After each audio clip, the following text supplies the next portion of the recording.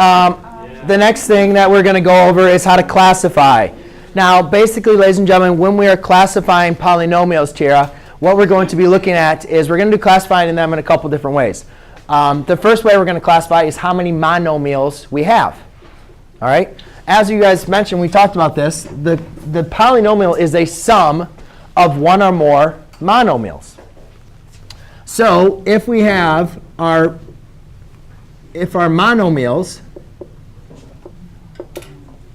if we have one monomial, then if we have one monomial, then we call it a monomial. Okay? And examples of monomials, 3. You could have 4x.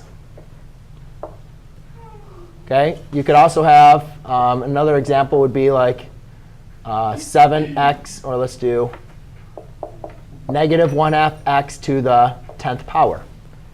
Those are all just monomials, though. Okay? They're all examples of monomials. What's the last example? Negative 1/2 x to the 10th power. If you have two terms, it's what we call a binomial. That's why you write it down. It's a binomial. Bicycle, 2. So, some examples of binomial is x plus 2. You could have x squared minus x. Negative 3x to the 4th plus 1/3 x to the 5th. Or let's do to the 2nd. There's tons of different ways you know to write it. But just notice that each of those, a binomial, is just the sum now of 2 or more terms. And the last one is a trinomial. So if you have 3 terms or 3 monomials, then it's a trinomial.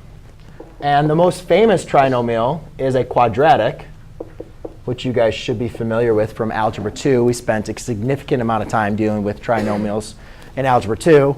I mean, but it doesn't always have to be quadratics. You can also have, x to the 7th plus 3x to the 5th minus 2x cubed.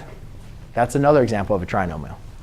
Does anybody have any questions on how to classify by how many terms you have? Does that make sense? So as of right now, basically the main important thing in your notes that you're